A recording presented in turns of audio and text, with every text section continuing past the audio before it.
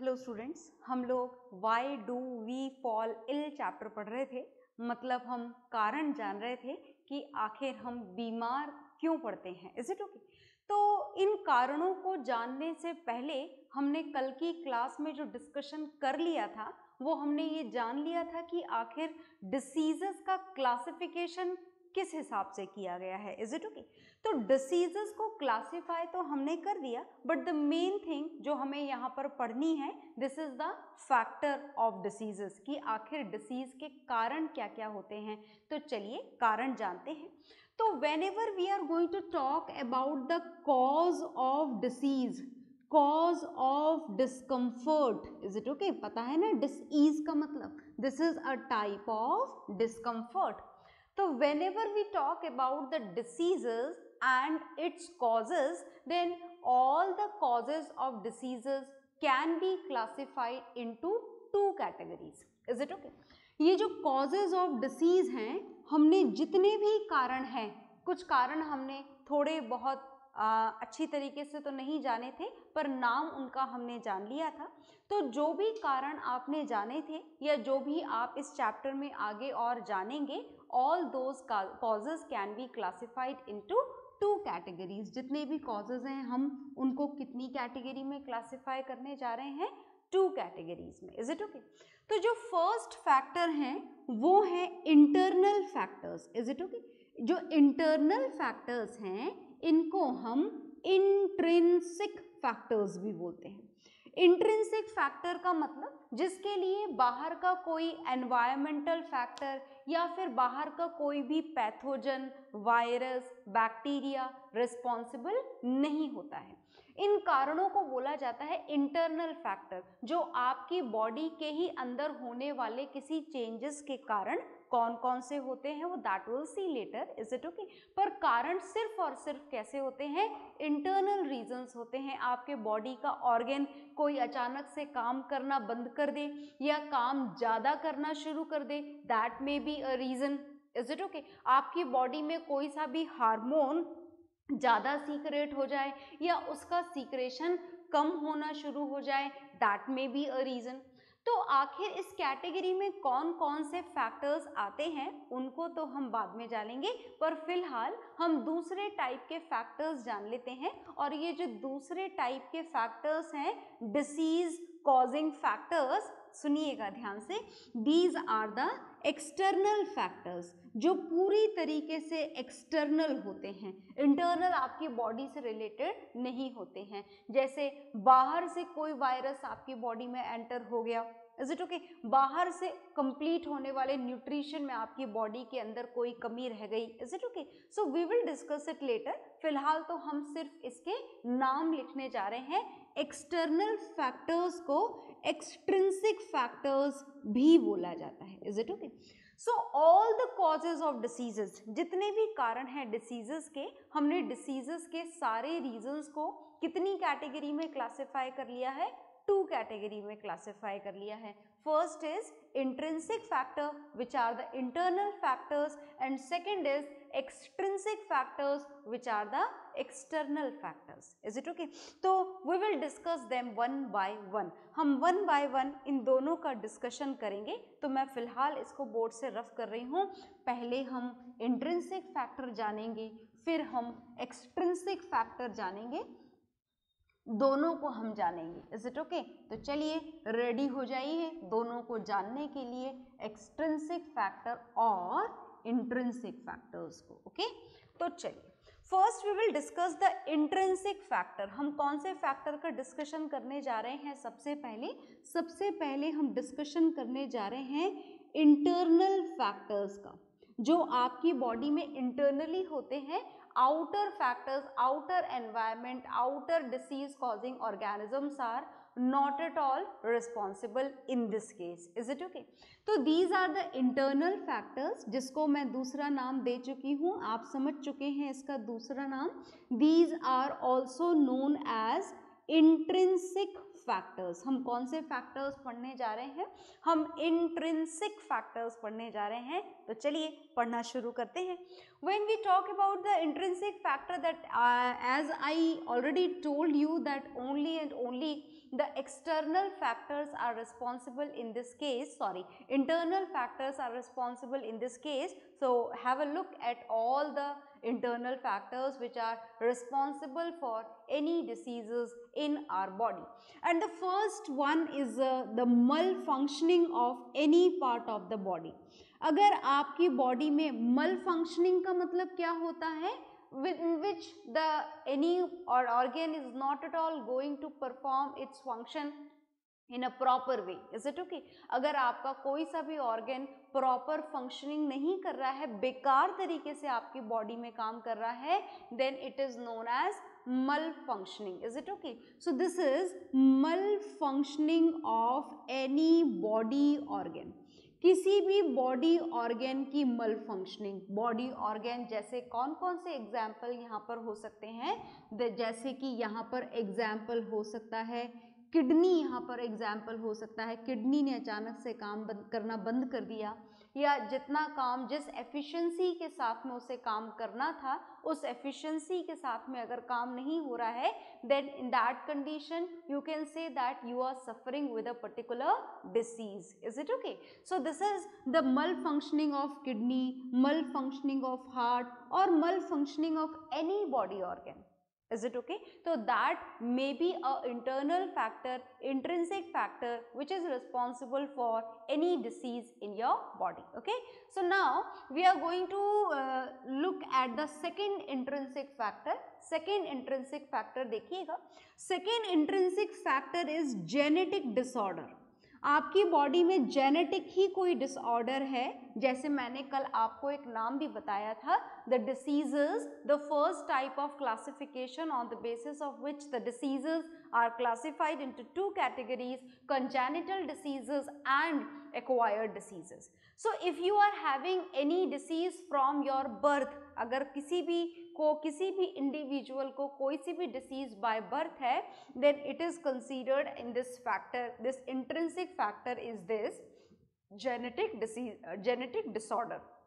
So a lot of variety of diseases are there which are caused by the genetic disorder in your body. Is it okay? Second के बाद में हम third देखने जा रहे हैं.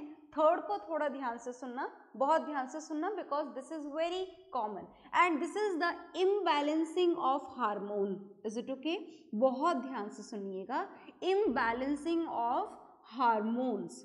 हार्मोन्स देखिए आपकी बॉडी में बहुत सारे होते हैं, है ना, बहुत सारे होते हैं. आपने ग्लैंड्स पढ़ी हैं, एंडोक्राइन ग्लैंड्स. मैं इसको पहले आप इन तीनों को नोट डाउन कर लीजिए, फिर हम इस इम्बैलेंसिंग वाला जो हार्मोन वाला है उसको हम थोड़ा और डिस्कस करेंगे प्रॉपर डिस्क्रिप्शन के साथ में. तो first you noted down whatever is there on the board. हाँ जी, तो आई होप आपने ये नोट डाउन कर लिए होंगे. 3 फैक्टर, हालांकि हमें फैक्टर और भी जानना है एक, पर फिलहाल हम हार्मोनल इम्बैलेंसिंग को थोड़ा सा पढ़ने जा रहे हैं with some examples as the questions may be there in your question paper. So we will learn it more. थोड़ा और जानेंगे हम इसको. तो भूलिएगा मत कि हम क्या पढ़ रहे हैं. हम इंटरनल फैक्टर्स पढ़ रहे हैं. हमारी बीमारी के इंटरनल जो फैक्टर होते हैं, जो हमारी बॉडी में ही डेवलप होते हैं और बॉडी को बीमार कर देते हैं, ऐसे फैक्टर हम जानने जा रहे हैं.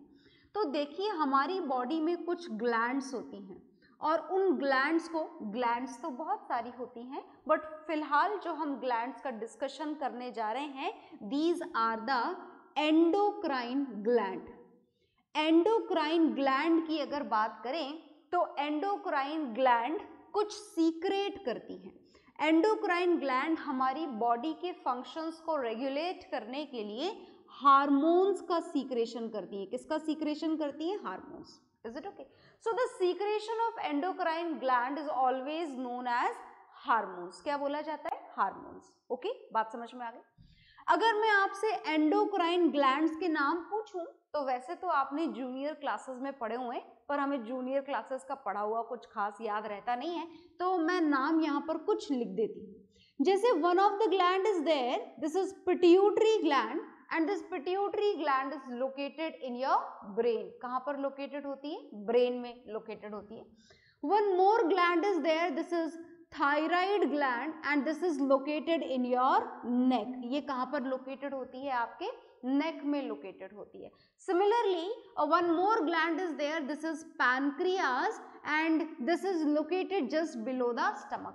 तो मैंने तीन ही नाम लिखे, doesn't mean कि endocrine gland तीन ही होती हैं, और भी होती हैं, पर फिलहाल हम सारे एग्जाम्पल्स का डिस्कशन तो नहीं पढ़ सकते. हम एंडोक्राइन ग्लैंड्स नहीं पढ़ रहे हैं क्योंकि हम तो हमारी बीमारी का कारण जान रहे हैं. और कौन से कारण जान रहे हैं, भूले तो नहीं ना, हम इंटरनल फैक्टर्स जान रहे हैं, इंट्रिंसिक फैक्टर्स जान रहे हैं. Is it okay? और फिलहाल जो हमारा टॉपिक चल रहा है, this is the imbalancing of hormone. Okay, तो hormones are the secretion of endocrine glands. अब ये हार्मोन का सीक्रेशंस क्यों होता है हमारी बॉडी में? Just to control, just to regulate the functions which are going to be performed by our body. हमारी बॉडी के जो फंक्शंस है उनको रेगुलेट करने के लिए इसका सीक्रेशन होता है. किसका सीक्रेशन होता है? हार्मोन्स का सीक्रेशन होता है. अब देखिए, हार्मोन्स हमारी बॉडी में एक रेगुलेटेड अमाउंट में सीक्रेट होने चाहिए. जैसे खाना रेगुलेटेड अमाउंट में खाना होता है ना, अगर ज़रूरत से कम खाओगे तो भी परेशानी है, अंडर नरिशमेंट हो जाएगा. ज़रूरत से ज़्यादा खाओगे तो ओबेसिटी हो जाएगी, मोटे हो जाओगे. आ गई ना बात समझ में? तो इन द सेम वे जो हार्मोन्स आपकी बॉडी में, ये ग्लैंड्स अलग अलग तरीके के हार्मोन सीक्रेट करती हैं. अगर ये हार्मोन्स बिल्कुल प्रीसाइजली इनका सीक्रेशन होना चाहिए, अगर ये ज़रूरत से ज़्यादा सीक्रेट हुए तो भी आपकी बॉडी में कोई ना कोई डिसीज़ प्रोड्यूस कर देंगे, और अगर ज़रूरत से कम सीक्रेट हुए तो भी ये आपकी बॉडी में कोई ना कोई डिसीज़ प्रोड्यूस कर देंगे. Is it okay? So if the hormones are secreted in more quantity then the requirement, अगर रिक्वायरमेंट से ज़्यादा क्वांटिटी में अगर इनका सीक्रेशन हो रहा है, ज़्यादा क्वांटिटी सीक्रेट हो रही है, then in that particular condition that secretion of hormone is known as hyper secretion. क्या बोला जाता है उस सीक्रेशन को? हाइपर सीक्रेशन बोला जाता है. Is it okay? और अगर ये हार्मोन ज़रूरत से कम क्वांटिटी में सीक्रेट हो रहे हैं, जितनी इनको नॉर्मल रिक्वायरमेंट है उससे कम अगर इनका सीक्रेशन होना शुरू हो जाए, in that particular condition that secretion of hormone, that phenomena of secretion of hormone in less quantity is known as hyposecretion. क्या बोला जाता है सीक्रेशन को? इस सीक्रेशन को बोला जाता है हाइपोसीक्रेशन. तो जैसा कि मैंने आपको बताया कि both of the conditions are harmful for your body. Is it okay? It should be secreted in very precised, accurate amount. If it is secreted in more, then also a disease will be there in our body. If it is secreted in less quantity, then also a particular type of disease may be there in your body. Is it okay? So चलो कुछ examples देखते हैं हम diseases के. सुनिएगा ध्यान से. जैसे हम अगर हाइपर सीक्रेशन की बात करें तो बहुत ध्यान से सुनिएगा. हाइपर सीक्रेशन की अगर आप बात करें तो जैसे आपकी जो थायराइड ग्लैंड है, अगर ये थायराइड ग्लैंड अपने हार्मोन का सीक्रेशन ज़्यादा कर दे, इज इट ओके, तो उस पर्टिकुलर कंडीशन में एक डिसीज हो जाती है जिसे बोला जाता है ग्रेव्स डिसीज. क्या बोला जाता है? ग्रेव्स डिसीज बोला जाता है उस डिसीज को. इसका एक और नाम है, it is also known as exophthalmic. इसका जो दूसरा नाम है वो भी मैं लिखने जा रही हूँ. This is known as exophthalmic goitre. This is a type of goitre, है ना. एक और गॉइटर हम पढ़ेंगे, that will see later. And in this Graves disease what are the symptom? जो आईज होती हैं वो पूरी बल्ज्ड आउट हो जाती हैं, मतलब काफ़ी बड़ी बड़ी आपको दिखाई देती हैं. तो this is and so many different symptoms and so many adverse effect are there of this particular Graves disease. Is it okay? So this disease is present in a body and it is only and only due to the secretion of thyroid gland. If it is secreted in more quantity, that means in the case of its hyper secretion.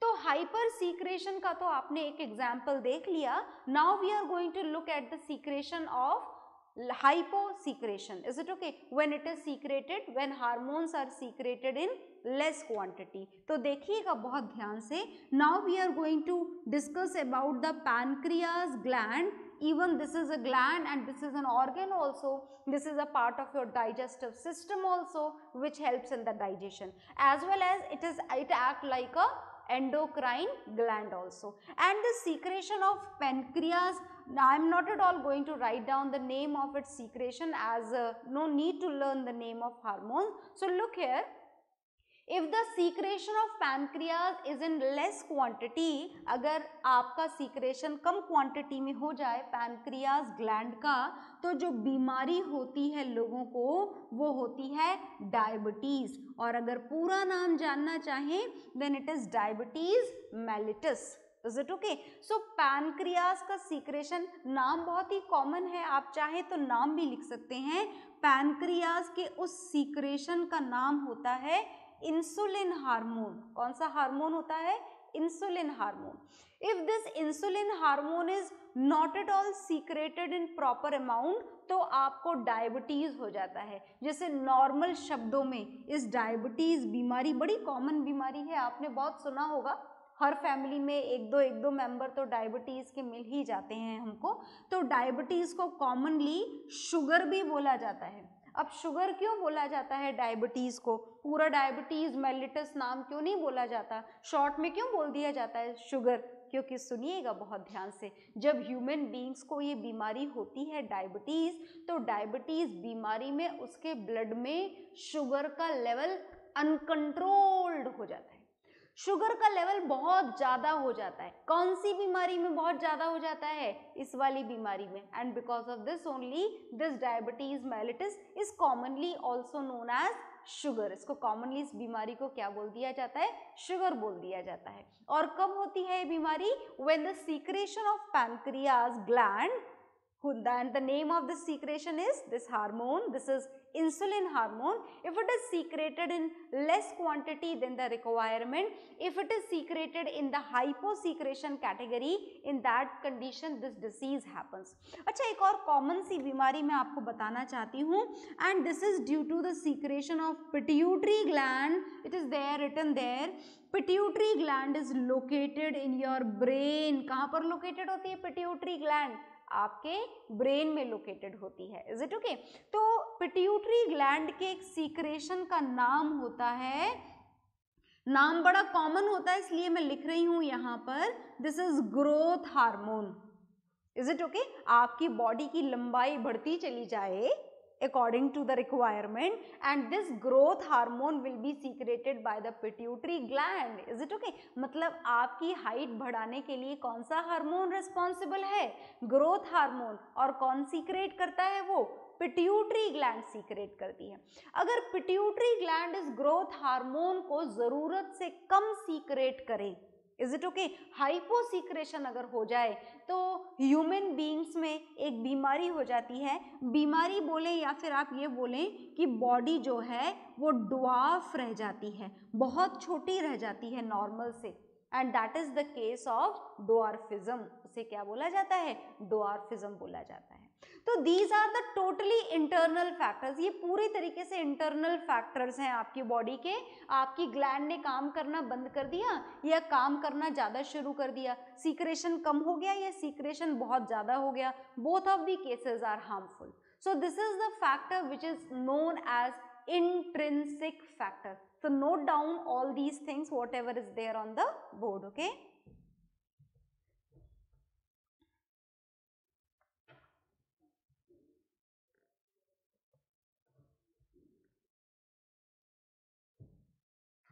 हाँ जी, तो आपने note down कर लिया होगा. इसको note down करने के बाद में इंट्रिंसिक फैक्टर में मुझे आपको एक फैक्टर और बताना है. सुनिएगा ध्यान से. उस इंट्रिंसिक फैक्टर में मुझे आपको एक फैक्टर और कौन सा बताना है वो देखिएगा. तो हम बात इंट्रिंसिक फैक्टर्स की कर रहे हैं और आप बहुत ध्यान से सुनिएगा. इंट्रिंसिक फैक्टर में एक और फैक्टर होता है, दैट इज, अभी लिखते हैं, लिखकर बताएंगे आपको.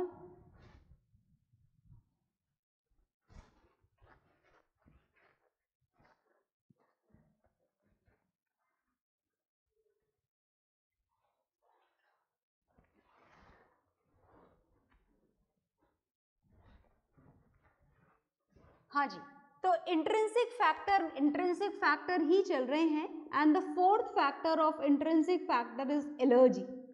ये एलर्जी के बारे में हमने लास्ट क्लास में भी थोड़ा सा जाना था। एलर्जी का मतलब, for example, if you are suffering with dust allergy or if you are suffering with the sunlight allergy, so any type of allergy may be there in your body, is it okay?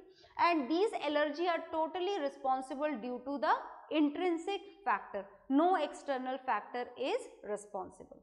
तो बस ये allergy ही था हमारा fourth intrinsic factor. अब हम पढ़ने जा रहे हैं हमारी बीमारी के एक्सटर्नल रीजंस कौन कौन से होते हैं। एक्सटर्नल कौन कौन से फैक्टर्स होते हैं जो हमें बीमार कर देते हैं या बीमार कर सकते हैं, देखिएगा ध्यान से। तो हम एक्सटर्नल फैक्टर्स जानने जा रहे हैं जो बाहर एनवायरनमेंट में होते हैं या किसी भी तरीके से एक्सटर्नली आपको बीमार कर सकते हैं। एक्सटर्नल फैक्टर्स को हम कॉमनली एक्सट्रिंसिक फैक्टर्स भी बोल सकते हैं। तो आपको दोनों नाम याद रखने हैं external factors, is it okay? तो चलिए एक्सटर्नल फैक्टर के हम जितने भी रीजंस हैं वो लिख लेते हैं वन बाय वन, और फिर हम उनको फुल डिटेल में जानेंगे। फुल डिटेल का मतलब जितना हमें जानना है उतना जानेंगे। तो एक्सटर्नल फैक्टर्स में होती है अनबैलेंस्ड डाइट, सबसे पहली और सबसे ज़्यादा इम्पॉर्टेंट आप इसे बोल सकते हैं, this is unbalanced diet, is it okay? Unbalanced diet के दो तरीके हैं। अंडर नरिशमेंट, एक तो जरूरत से कम खाना किसी भी चीज को, या फिर जरूरत से ज्यादा खा लेना। दोनों ही चीजें किसी ना किसी नुकसान पहुंचाती हैं आपकी बॉडी को, कोई ना कोई डिसीज आपकी बॉडी में प्रोड्यूस करती हैं, इज इट ओके? तो चलिए जब बात अनबैलेंस्ड डाइट की जाए, इनएडिक्वेट डाइट की जाए, तो जैसे कि आपने बहुत ही जूनियर क्लासेस से हम पढ़ रहे हैं that our body needs a lot of things in our body. Food के फॉर्म में आपको बॉडी में बहुत सारी चीज़ें चाहिए होती हैं, जैसे आपको विटामिन्स चाहिए होते हैं, विटामिन्स भी आपको अलग अलग चाहिए होते हैं, vitamin A, vitamin B, vitamin C, vitamin D, vitamin K, is it okay? आपको बहुत सारे मिनरल्स आपकी बॉडी में चाहिए होते हैं, जैसे आयरन आपकी बॉडी को रिक्वायर्ड होता है, कैल्शियम आपकी बॉडी को रिक्वायर्ड होता है, इज इट ओके? और आपकी बॉडी में कार्बोहाइड्रेट मतलब फूड ग्रेन का भी एक प्रॉपर अमाउंट चाहिए होता है, इज इट ओके? आपकी बॉडी में प्रोटीन भी एक प्रॉपर अमाउंट में रिक्वायर्ड होता है। और रही बात फैट की, तो फैट मैं यहाँ पे नहीं लिखने जा रही हूँ क्योंकि यूजुअली किसी भी ह्यूमन बॉडी में फैट की डेफिशिएंसी नहीं होती है, because the carbohydrate is also going to be change into the fat. So look here, vitamin जैसे है, अगर हम बात करें विटामिन सी की आपकी बॉडी में अगर डेफिशिएंसी हो जाए, आपकी बॉडी को अगर विटामिन सी प्रॉपर नहीं मिल रहा है, तो जो डिसीज होने के चांसेस होते हैं वो है स्कर्वी, दांतों में से खून आना शुरू हो जाता है, and a lot of more symptoms are there, and this is due to the deficiency of vitamin C. ये विटामिन सी की डेफिशिएंसी से होने वाली डिसीज है। आई बात समझ में? इसी तरीके से सारे ही विटामिन आपकी बॉडी में रिक्वायर्ड होते हैं। One more very important, each and everything is important, but we are going to discuss some of them. हम कुछ examples यहाँ पर देख रहे हैं। For example, vitamin D, अच्छा जानते तो हो ना, vitamin D is mostly absorbed in the body when the body is exposed to the sunlight. Is it okay? So the main source of vitamin D is sunlight. इस बात को आप ध्यान में रखिएगा ताकि आप ज़रूरत बिना पड़े ही आप अपनी बॉडी को एक्सपोज करें सनलाइट में, so that the absorption of vitamin D will be there in your body. In the deficiency of this vitamin D a lot of problems are there in your body. बहुत सारी problem होती हैं और उनमें से जो एक मेजर डिसीज का रूप आपकी बॉडी में ले लेता है, this is rickets, is it okay? जिसमें आपकी पैर की जो बोन्स होती हैं वो टेढ़ी मेढ़ी हो जाती हैं, and a lot of more vitamins are there. हम नहीं लिखने जा रहे हैं, हम सारे विटामिन्स का डिस्कशन फिलहाल नहीं करेंगे। And this iron is one of the mineral, ये मिनरल है आपकी बॉडी में, इंपॉर्टेंट मिनरल है। This iron is a major component of the hemoglobin which is a red color pigment in our body. Is it okay? तो ये जो iron है, अगर आयरन की आपकी बॉडी में डिफिशियंसी हो जाए, आयरन की डिफिशियंसी को हम यूजुअली बोलते हैं deficiency of haemoglobin in our body. Deficiency iron की होते ही हमारी बॉडी में हीमोग्लोबिन का जो लेवल है वो क्या हो जाता है, डाउन हो जाता है। और उस पर्टिकुलर कंडीशन में जो पर्सन है, जो इंडिविजुअल है, उसको आयरन की डिफिशियंसी में जो डिसीज होती है, दिस इज एनीमिया। कौन सी डिसीज हो जाती है? एनीमिया हो जाता है। पर्सन जल्दी से थक जाता है, ज़्यादा भाग दौड़ कूद नहीं पाता है, फुल टाइम एग्जॉस्टेड रहता है, बॉडी पेल येलो कलर की हो जाती है। So these all are the symptoms of this anaemia disease.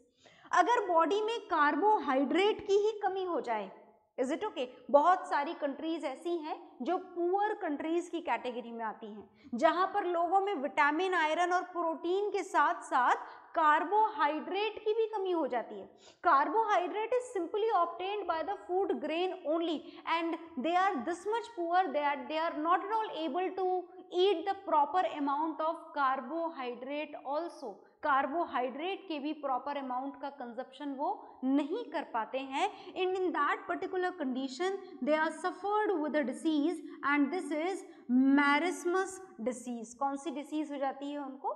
मैरिस्मस disease हो जाती है। Similarly if anybody is having the deficiency of protein, और प्रोटीन की डेफिशिएंसी जो बीमारी होती है, this is kwashiorkor. Is it okay? And this is also due to the deficiency of protein. तो भाई बात ऐसी है कि अनबैलेंस्ड डाइट की बात हो रही है। अगर आपकी बॉडी में, मैंने कुछ ही एग्जाम्पल्स यहाँ पर लिखे हैं, अगर इनकी डेफिशिएंसी हो तो ये बीमारियां होती हैं। बाकी के जो विटामिन्स है, बाकी के जो न्यूट्रिएंट रिक्वायरमेंट है आपकी बॉडी में, अगर उनकी भी डेफिशिएंसी होगी, then also you will be suffered with a particular disease. Excess होगा, then also you will be suffered with a particular disease. Is it okay? So note down all these examples.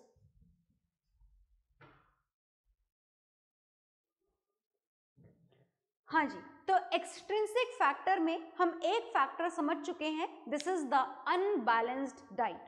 पर extrinsic factor में हमें कुछ और भी factors जानने हैं, but that will see in the next class. Okay, bye everyone.